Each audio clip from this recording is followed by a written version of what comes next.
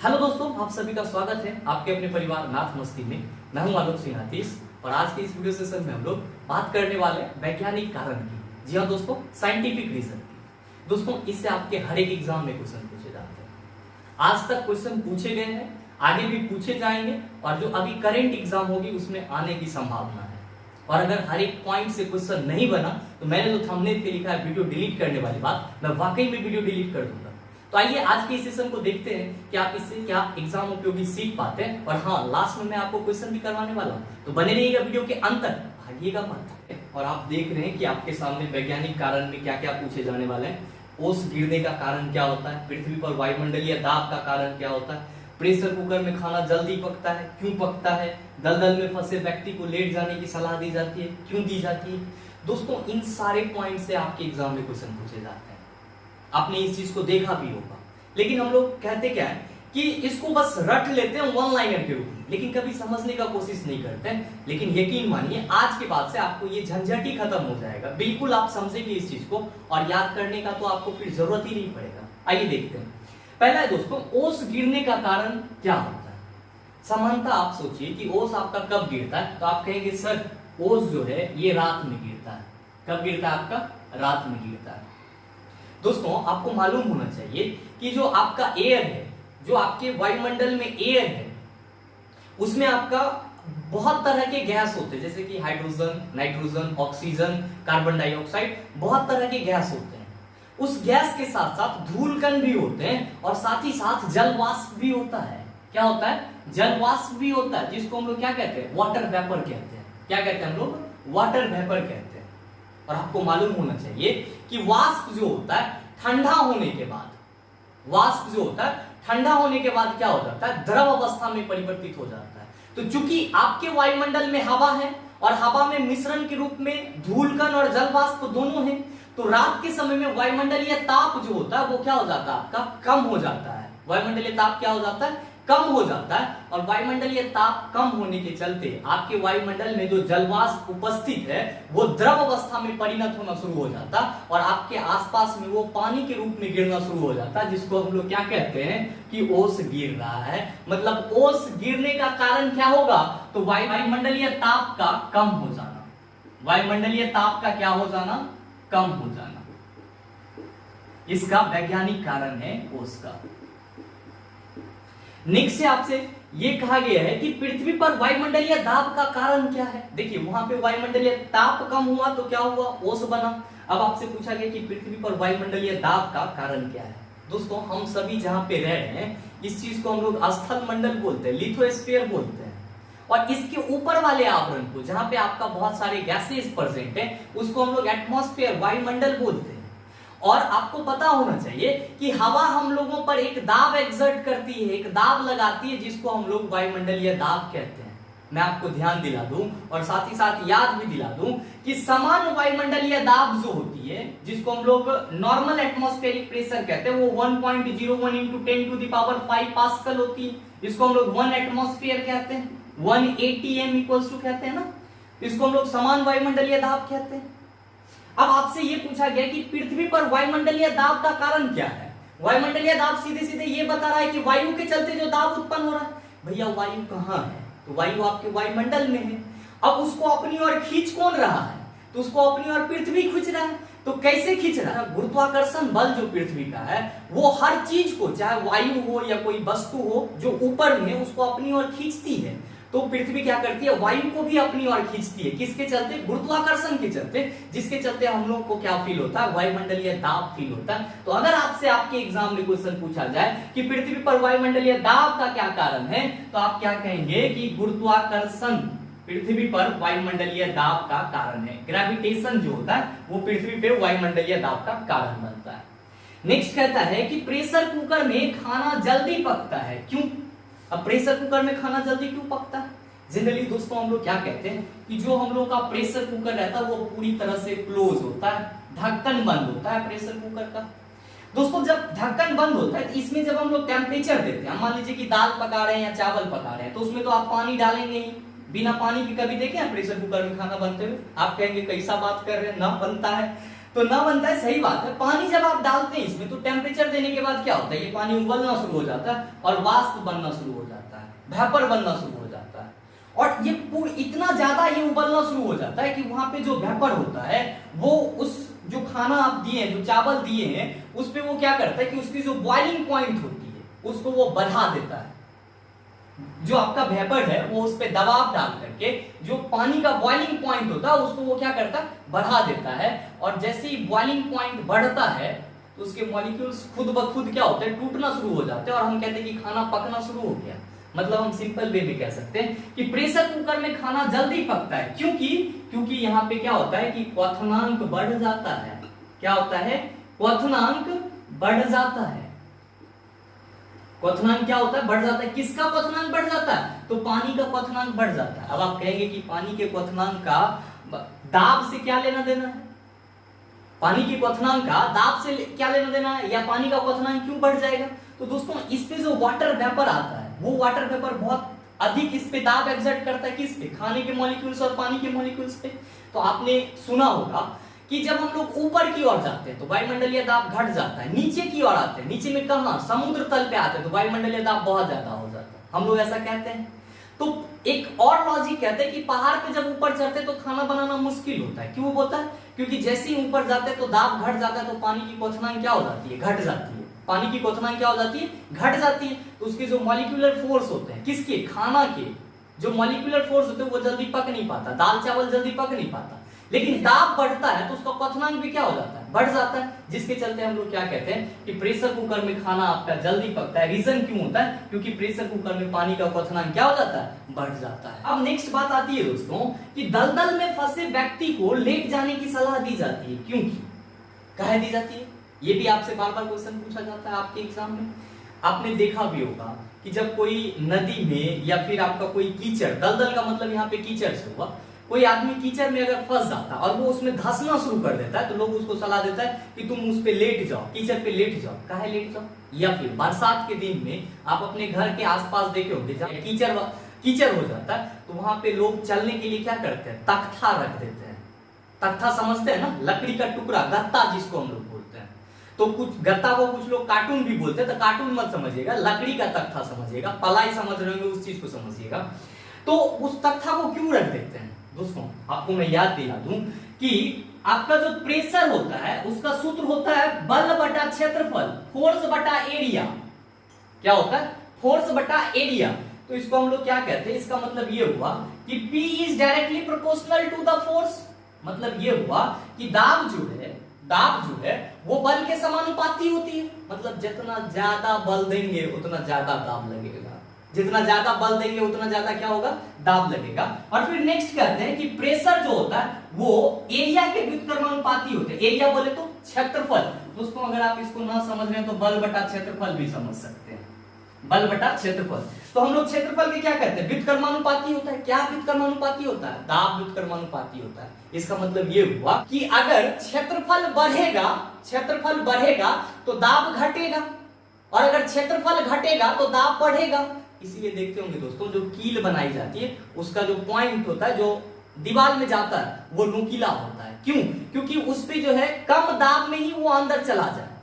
तो इसका मतलब ये हुआ कि अगर दाब क्षेत्रफल के व्युत्क्रमानुपाती होता है तो मतलब दाब, अगर क्षेत्रफल बढ़ेगा तो दाब क्या होगा आपका, घटेगा, और अगर क्षेत्रफल घटेगा तो दाब क्या होगा आपका, बढ़ेगा।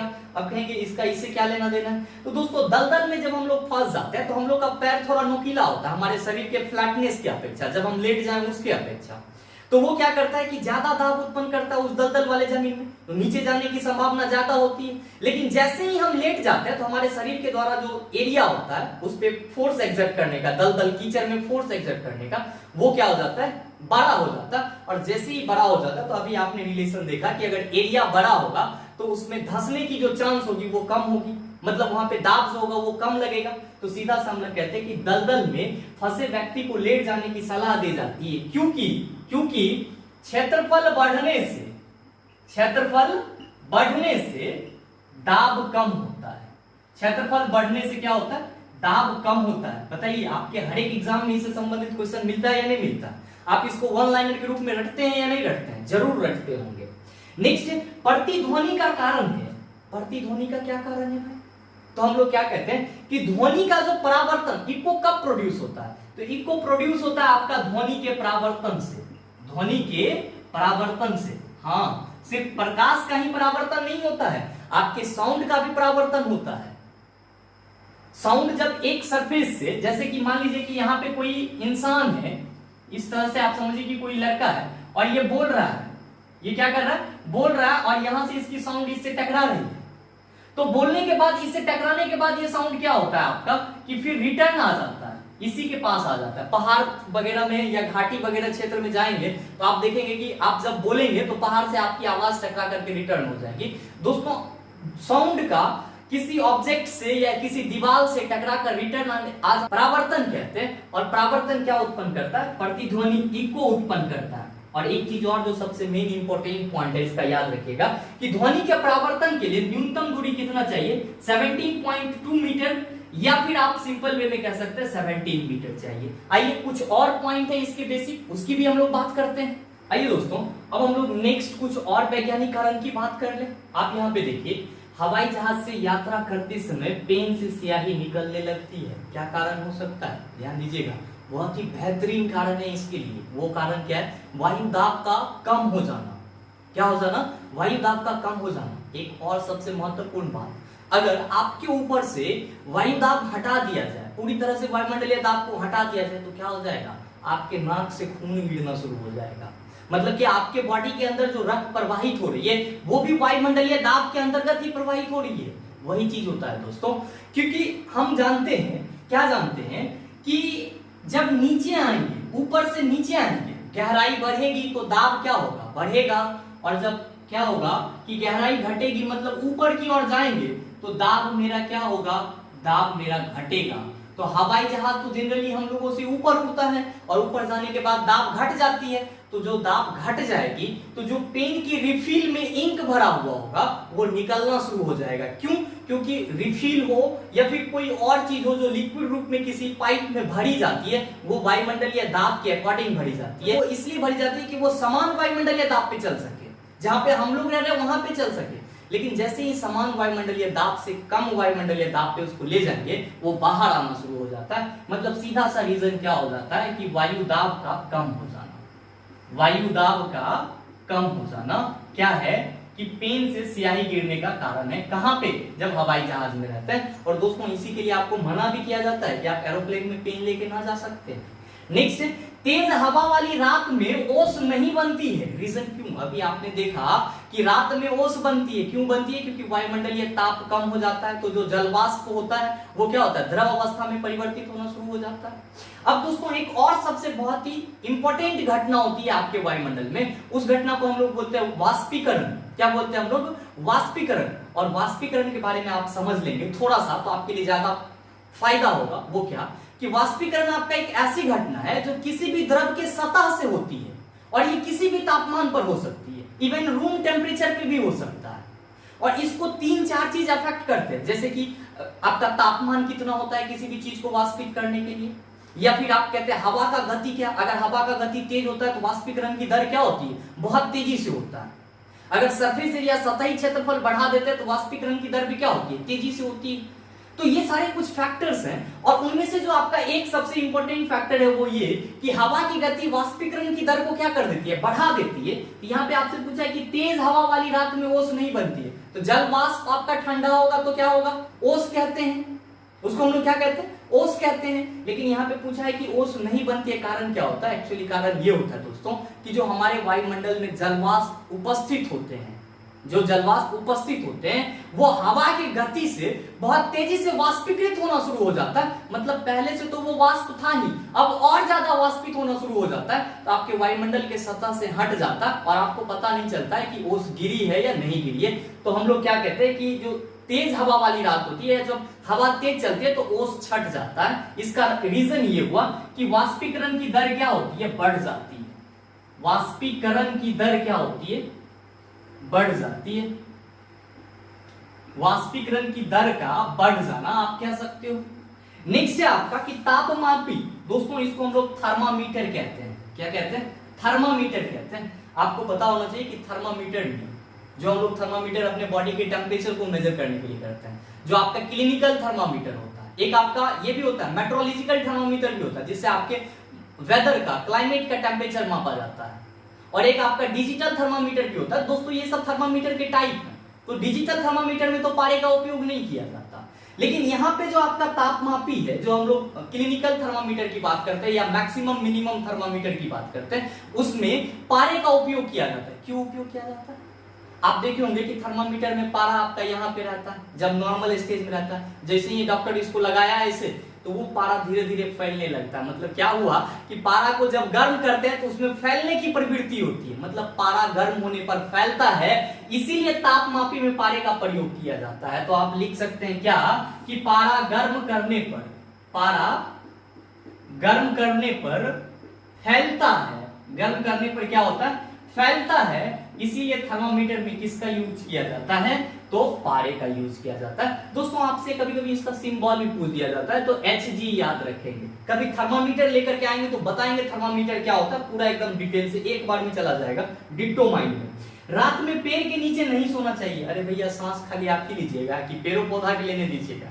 और जब कोई भी चीज जब सांस लेगा तो ऑक्सीजन लेगा वो अपने रूप में। श्वसन की प्रक्रिया के लिए क्या लेगा कोई भी चीज? ऑक्सीजन, ताकि उसके बॉडी में भोजन का क्या हो सके, ऑक्सीडेशन हो सके और ऊर्जा मिल सके। तो पेड़ पौधा रात में क्या करता है दोस्तों कि रात में वो ऑक्सीजन लेते हैं। क्या करते हैं? ऑक्सीजन लेते हैं और कार्बन डाइऑक्साइड छोड़ते हैं। ऑक्सीजन लेते हैं और क्या करते हैं? कार्बन डाइऑक्साइड छोड़ते हैं। आप खुद समझिए कि जो पेड़ आपको दिन में सांस लेने के लिए ऑक्सीजन दे रहा है, और वही जब आपको रात में कार्बन डाइऑक्साइड लेना शुरू कर दे, तो क्या उसके पास सोने में आपके लिए फायदेकारक होगा या हानिकारक होगा? आप खुद कहेंगे सर कार्बन डाइऑक्साइड हमारे बॉडी के लिए हानिकारक है, इसीलिए रात में हम पेड़ के पास न सोएंगे। जरूर है, लेकिन कार्बन डाइऑक्साइड अपने अंदर न ले जाएंगे। तो रीजन क्या होता है कि रात में पेड़ के नीचे नहीं सोना चाहिए? कारण कि पेड़ रात में श्वसन की प्रक्रिया के दौरान क्या करता है कि उतना ज्यादा मत लिखिए, इतना लिख लीजिए कि CO2 का निष्कासन होता है रात में पेड़ से। क्या होता है? CO2 का निष्कासन होता है, जिसके चलते हम लोग कहते हैं कि रात में पेड़ के पास नहीं सोना चाहिए। और एक सबसे इंपॉर्टेंट बात याद रखिएगा कि पौधा आपका ऑक्सीजन तभी प्रोड्यूस करेगा जब प्रकाश संश्लेषण की प्रक्रिया हो रही होगी। और हमेशा आप इस चीज को भी गौर करेंगे कि ऑक्सीजन जो होता है वो प्रकाश संश्लेषण की प्रक्रिया का उप उत्पाद होता है, बाई प्रोडक्ट होता है। इस चीज को आप अपने माइंड में रख लेंगे। सोडियम को मिट्टी तेल में रखा जाता है। कारण क्या है भैया? क्योंकि सोडियम बहुत ज्यादा क्रियाशील होता है। अगर इसको मिट्टी के तेल में नहीं रखेंगे तो बाहर में जो ऑक्सीजन उपस्थित है उससे ये जलना शुरू कर देगा, और फिर जिस काम के लिए हम सोडियम को लाए हैं वो काम नहीं हो पाएगा। मतलब आप सिंपल लिख सकते हैं कि सोडियम को मिट्टी तेल में रखा जाता है, क्योंकि सोडियम वायु के साथ जलना शुरू कर देता है। क्योंकि सोडियम वायु के साथ जलना शुरू कर देता है, इसीलिए हम लोग क्या कहते हैं कि सोडियम को मिट्टी के तेल में रखा जाता है।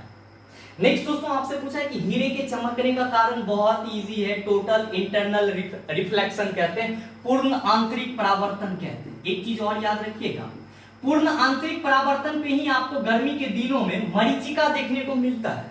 और पूर्ण आंतरिक परावर्तन के कारण ही जब किसी शीशे में दरार पड़ जाती है तो वो दरार आपको चमकीला दिखाई पड़ता है।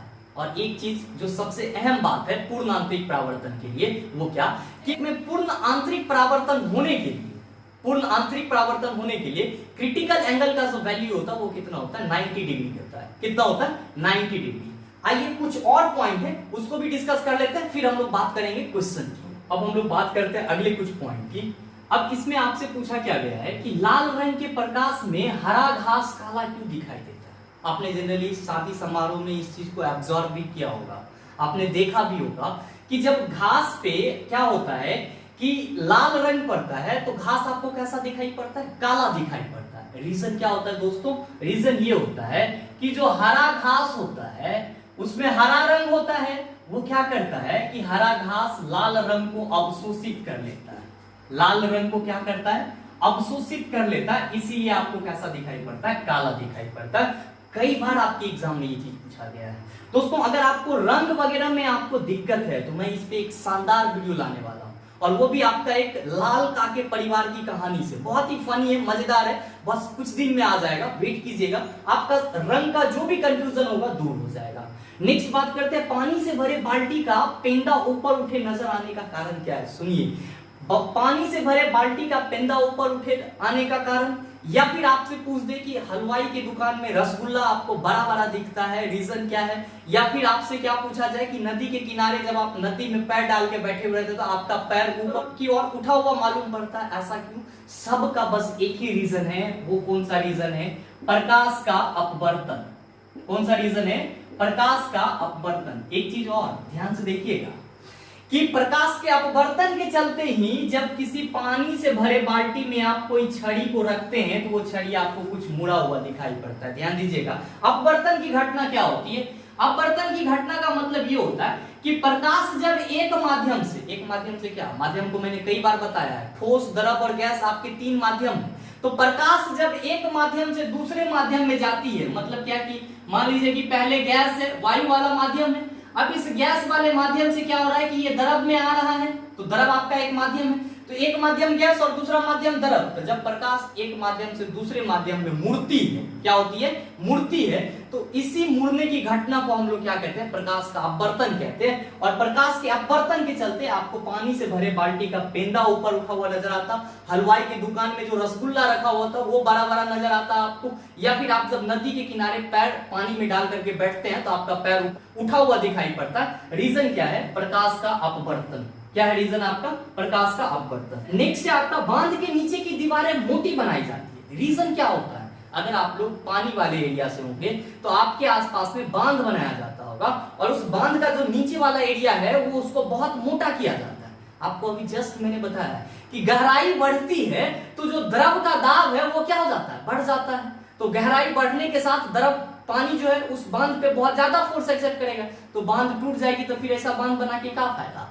तो इसीलिए क्या किया जाता है कि बांध के नीचे की दीवार को मोटी कर दी जाती है, ताकि पानी कितना भी उस पर प्रेशर लगाए तो क्या हो, वो टूट ना पाए। तो मतलब आप इसके लिए क्या कारण लिख सकते हैं कि इसलिए मोटी बनाई जाती है क्योंकि गहराई बढ़ने से द्रव का दाब बढ़ जाता है, द्रव का दाब बढ़ जाता है। इस चीज को आप याद रखेंगे। नेक्स्ट क्वेश्चन दोस्तों कि बिजली की चमक पहले दिखाई पड़ती है जबकि गर्जन बाद में सुनाई पड़ती है। ये आपके लिए ना इंपॉर्टेंट हो, लेकिन आपके आसपास में जो बच्चे होंगे उसके लिए ये बड़ा कौतूहल का विषय हो जाता है। हालांकि आपके एग्जाम में भी आता है, इतना हल्के में मत ले लीजिएगा इसको। आज इसका रीजन है कि बिजली की चमक पहले आपको दिखाई पड़ती है। बिजली आपको कैसा दिखाई पड़ता है? एक बार आया, कैमरा के फ्लैश के जैसे चला गया, मतलब वो लाइट है। और दोस्तों आपको पता है कि प्रकाश की गति जो होती है वो ध्वनि की गति से ज्यादा होती है, तेज होती है। इसीलिए आपको प्रकाश की चमक पहले, मतलब बिजली की चमक पहले दिखाई पड़ती है, जबकि आपको जो उसका गर्जन होता है, बिजली का जो गर्जन होता है वो कम दिखाई पड़ता है। और आपको मालूम होना चाहिए दोस्तों कि प्रकाश की गति वायु में 3 × 10⁸ मीटर पर सेकेंड होती है, जबकि ध्वनि की गति वायु में 340 मीटर पर सेकेंड ही होती है। तो हम लोग क्या कहते हैं कि प्रकाश की गति ज्यादा होती है, प्रकाश की गति ज्यादा होती है, गति ज्यादा होती है, जबकि ध्वनि की गति प्रकाश की अपेक्षा कम होती है। ध्वनि की गति प्रकाश की अपेक्षा कम होती है। ध्वनि की गति यहाँ पे लिख ही लीजिए, कंफ्यूजन न रहे, प्रकाश की अपेक्षा कम होती है। अच्छा दोस्तों, इसको आप सिंपल वे में भी ये कह सकते हैं, क्या कह सकते हैं कि प्रकाश और ध्वनि के गमन करने की गति में भिन्नता होने के कारण बिजली की चमक पहले दिखाई पड़ती है, जबकि गर्जन हमको बाद में सुनाई देती है। एक और सबसे इंपॉर्टेंट क्वेश्चन जो आपसे इसमें पूछा जा सकता है कि ध्वनि की गति सबसे तेज किसमें होती है? तो आप याद रखेंगे ध्वनि की गति सबसे तेज ठोस पदार्थ में होती है। कितने होती है? ठोस पदार्थ में। और लगभग कितनी होती है? तो 5000 मीटर पर सेकंड कहते हैं। और अगर आपसे द्रव में पूछ दिया जाए तो कहिएगा 1500 मीटर पर सेकंड। आइए अब इसमें क्वेश्चन किस तरह से पूछे जाते हैं उसको भी हम लोग देख लेते हैं। आइए दोस्तों, अब हम लोग क्वेश्चन भी देख लेते हैं कि उस पर क्वेश्चन किस टाइप से पूछे जाते हैं। आइए, पहला क्वेश्चन क्या कहता है कि हवाई जहाज से यात्रा करते समय पेन से स्याही निकलने लगती है, कारण क्या होता है? आपको जब तक ना कारण मालूम रहेगा तब आप उल्टा पुल्टा इसमें मारिएगा। सिंपल आप कहिएगा अब वायु दाब में कमी के कारण क्या होता है कि उससे स्याही निकलने लगता है। अभी जस्ट मैंने आपको बताया है। ऊंचाई की जगह पर पानी 100 डिग्री सेल्सियस के नीचे के तापमान पर उबलता है, क्योंकि मैंने अभी जस्ट बताया कि वायुमंडल या दाब जब क्या हो जाता है आपका कम हो जाता है तो जो पानी के उबलने का बिंदु होता है, मतलब जो क्वथनांक पॉइंट होता है वो नीचे चला आता है। मतलब आपका ऑप्शन नंबर ए सही है, कहीं मत जाइए, आप सीधे आंसर पे जाइएगा। दोस्तों बस जरूरत है आपको इसको एक एकाग्रता से इस चीज को देखने का और समझने का। मैं गारंटी देता हूं इससे संबंधित सारे क्वेश्चन को आप हल करेंगे। आइए कुछ और क्वेश्चन को हम लोग देखते हैं, अगर आप चाहें तो स्क्रीनशॉट ले सकते हैं। हम लोग का जो अगला क्वेश्चन है, तीसरे नंबर का क्वेश्चन क्या कह रहा है कि प्रेशर कुकर में सब, क्योंकि अभी जस्ट मैंने आपको बताया है क्योंकि प्रेशर कुकर में क्या होता है कि वाटर वेपर के चलते दाब अधिक हो जाता है, और दाब अधिक होने के चलते जो पानी का क्वथनांक होता है, मतलब उबलने वाला जो बिंदु होता है वो बढ़ जाता है। और आपने देखा था अभी जस्ट यही रीजन था, मतलब आपकी इस क्वेश्चन का सही आंसर दाब बढ़ने से क्वथनांक बढ़ जाता है, ये होगा। नेक्स्ट क्वेश्चन, प्रतिध्वनि का कारण क्या होता है? दोस्तों अभी जस्ट हमने बात करा है, प्रतिध्वनि का कारण ध्वनि का परावर्तन होता है। क्या होता है? ध्वनि का परावर्तन। ध्वनि के परावर्तन होने के चलते ही प्रतिध्वनि इको साउंड आपका उत्पन्न होता है। आइए कुछ और क्वेश्चन हम लोग बात कर लेते हैं। आइए दोस्तों नेक्स्ट हम लोग का क्वेश्चन है क्या कि तेज हवा वाली रात्रि में ओस नहीं बनती है, क्योंकि अभी जस्ट हम लोगों ने डिस्कस किया था कि तेज हवा वाली रात्रि में ओस नहीं बनती है, इसलिए नहीं बनती है क्योंकि वहां पे वाष्पीकरण की जो दर होती है वो तेजी से हो जाती है, इसीलिए आपका ओस क्या होता है, संघनित नहीं हो पाता, द्रव अवस्था में परिणित नहीं हो पाता। तो हम लोग सिंपल कहेंगे कि तेज हवा वाली रात्रि में ओस नहीं बनती है क्योंकि वाष्पीकरण की दर क्या हो जाती है, तेज हो जाती है। क्या हो जाती है? तेज हो जाती है। नेक्स्ट है कि किस गुणधर्म के कारण पानी से भरे बर्तन में डुबाई गई छड़ी मुड़ी हुई प्रतीत होती है? दोस्तों मैंने आपको 3-4 एग्जांपल इसके दिए थे। पहला कि आपको पानी में डुबोया गया छड़ी आपको मुड़ी हुई प्रतीत हो, दूसरा पानी में अगर आप पैर रखे वो आपको उठा हुआ दिखे या मोटा दिखाई पड़े, और आपका हलवाई की दुकान में रखा गया रसगुल्ला आपको ज्यादा बड़ा बड़ा दिखाई पड़े। रीजन क्या होता है? प्रकाश का अपवर्तन होता है। आइए दोस्तों दो और क्वेश्चन इस पे देख लेते हैं हम लोग। आइए दोस्तों हम लोग का जो लास्ट दो क्वेश्चन है वो क्या है, बहुत ही इंटरेस्टिंग, ये भी आपके एग्जाम में आए हुए हैं। क्या है कि दलदल में फंसे व्यक्ति को लेट जाने की सलाह दी जाती है। क्यों दी जाती है? क्षेत्रफल बढ़ेगा तो दाब क्या हो जाएगा, घट जाएगा। मतलब क्षेत्रफल बढ़ने से दाब घट जाता है, इसीलिए वो बहुत तेजी से नीचे नहीं धसेगा, इसके लिए हम लोग क्या कहते हैं कि आप लेट जाओ। नेक्स्ट है आपसे क्या कि बांध के नीचे की दीवारें मोटी बनाई जाती है। अभी जस्ट मैंने बताया कि गहराई बढ़ेगा तो द्रव का दाब क्या होगा, बढ़ेगा, और द्रव का दाब बढ़ेगा तो बांध तोड़ देगा, तो बांध बना के कोई फायदा नहीं। तो बांध के नीचे की दीवार मोटी इसलिए बनाई जाती है क्योंकि गहराई बढ़ने के साथ द्रव का दाब क्या होता है, बढ़ता है, तो वो तोड़ ना पाए, इसीलिए मोटा कर दिया जाता है कि कितना भी प्रेशर लगेगा तो वो नहीं टूट पाएगा। दोस्तों उम्मीद करते हैं यहाँ तक की सारी चीजें आप अच्छे से समझ गए होंगे। अगर आपको वाकई में वीडियो अच्छा लगा तो वीडियो को लाइक करना मत भूलिएगा, शेयर कीजिएगा, और हाँ चैनल को सब्सक्राइब करके बेल आइकन दबा लीजिएगा। और अगर आप में से चाहते हैं कि सर इसका पार्ट 2 भी आए तो नीचे कमेंट करके बताइएगा कि सर इसका पार्ट 2 भी आए, क्योंकि कुछ और भी वैज्ञानिक कारण है जिससे आपके एग्जाम में क्वेश्चन पूछे जाते हैं। और हाँ अगर आप में से कोई चाहते हैं कि साइंस का कंप्लीट कोर्स करें जिसमें आपका फिजिक्स, केमिस्ट्री और बायोलॉजी तीनों पढ़ाया जाए, तो ये कोर्स आपका चल रहा है धुरीना ऐप पे। धुरीना ऐप पे जो कोर्स का फी है दोस्तों वो है आपका 399 रुपया, जिसमें तीनों फिजिक्स, केमिस्ट्री और बायोलॉजी तीनों आपको पढ़ाया जाएगा। और बहुत सारे का कंफ्यूजन रहता है कि सर ये मंथली मोड में है या एक ही बार लगेगा। भाई ये एक ही बार का है, वन टाइम पेमेंट है 399 रुपीज। अगर आपको कोर्सेज नहीं मिल रही, किसी भी तरह की प्रॉब्लम आ रही है, 6299340750 पे कॉल कर सकते हैं, उससे आपको जो कुछ भी हेल्प चाहिए कोर्स को परचेज करने में आप ले सकते हैं। तो मिलते हैं हम लोग फिर अगले सेशन में, तब तक के लिए thank you, best of luck, have a nice day.